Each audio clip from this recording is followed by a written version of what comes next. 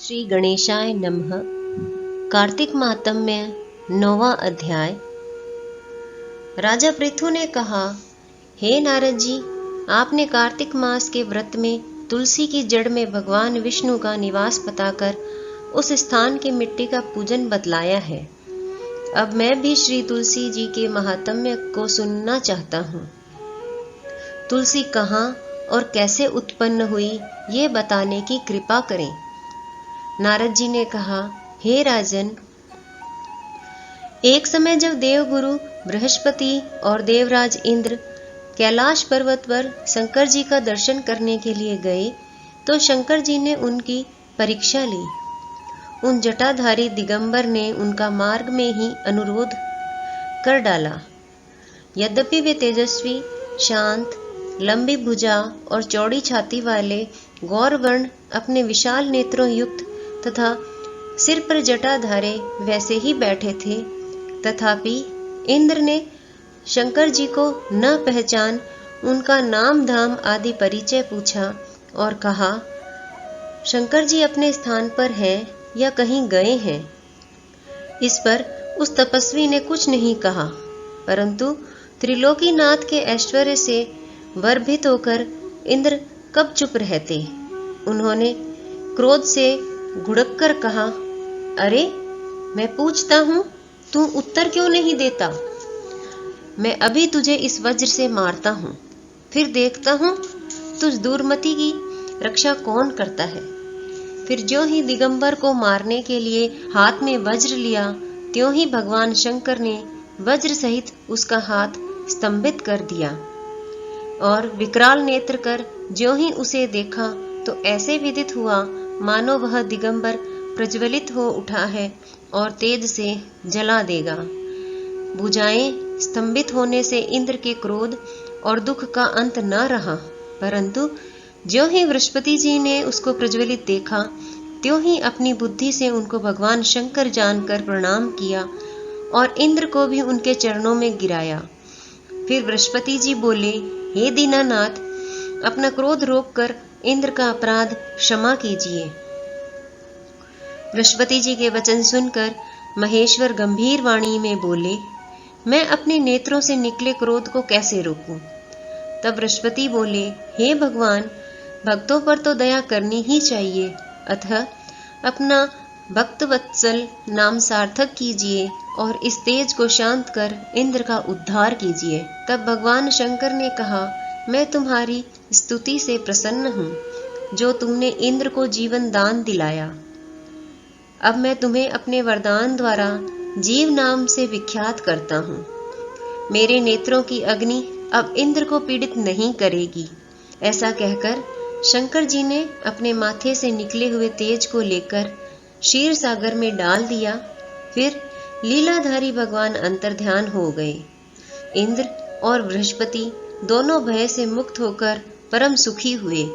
इस प्रकार जिनको जानने की इच्छा थी उन्हें जानकर इंद्र और बृहस्पति अपने स्थान को चले गए। इसी के साथ कार्तिक महात्म्य का 9वां अध्याय पूर्ण हुआ। जय श्री कृष्ण।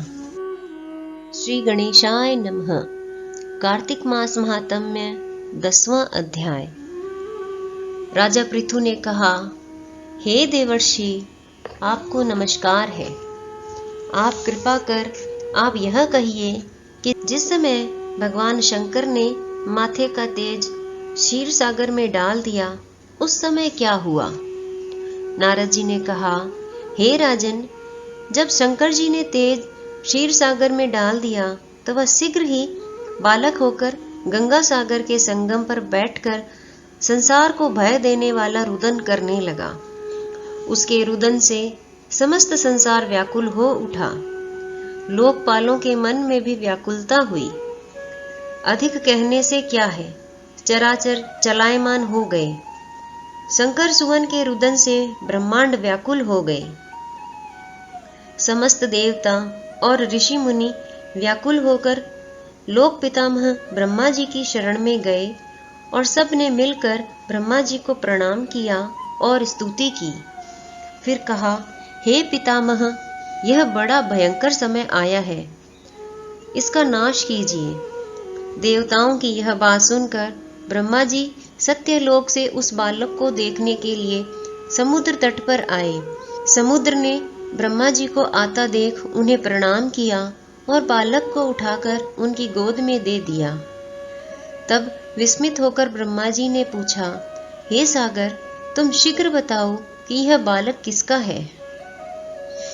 तब समुद्र ने कहा, हे प्रभु, यह तो मैं भी नहीं जानता, किंतु मुझे इतना अवश्य ज्ञात है कि यह गंगा सागर के संगम पर प्रकट हुआ है। अतः आप इस बालक का जाति कर्म आदि संस्कार कीजिए। इसका जातक फल बताइए। नारद जी कहते हैं कि इधर तो सागर ब्रह्मा जी से ऐसे कह रहा था, उधर सागर पुत्र भी ब्रह्मा जी के गले में हाथ डालकर बार बार उनको आकर्षण कर रहा था। अब तो उसने ब्रह्मा जी का गला जोर से पकड़ा कि वे पीड़ित हो नेत्रों से आंसू डालने लगे। किसी प्रकार उन्होंने अपने दोनों हाथों से जोर लगाकर गला छुड़ाया और सागर से कहा, सुनो, मैं तुम्हारे पुत्र का जातक फल कहता हूँ। मेरी आंखों से जो जल निकलता है, इस कारण इसका नाम जलंधर होगा। यह पैदा होने के साथ ही तरुण हो गया था। इससे यह सब शास्त्रों का पारंगत, महापराक्रमी, महावीर, जवान और रण दुर्गम तथा सभी दैत्यों का पारंगत और भगवान विष्णु को जीतने वाला होगा। यह कहीं भी नहीं हारेगा।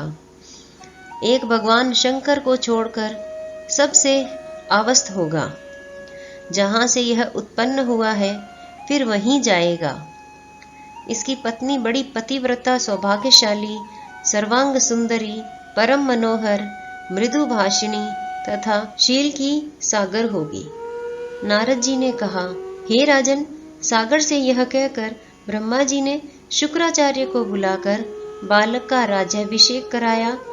फिर अंतर्ध्यान हो गए। अब तो उस बालक को देख सागर बहुत प्रसन्न हुआ और कितने ही उपाय से उसका पालन करके बड़ा किया। फिर कालनेम नामक असुर को बुला उसकी वृंदा नाम की पुत्री से उसका विवाह करा दिया। अब शुक्राचार्य के प्रभाव से वह दैत्यों पर राज्य करने लगा। इसी के साथ कार्तिक महात्म्य का 10वां अध्याय पूर्ण हुआ। जय श्री कृष्ण।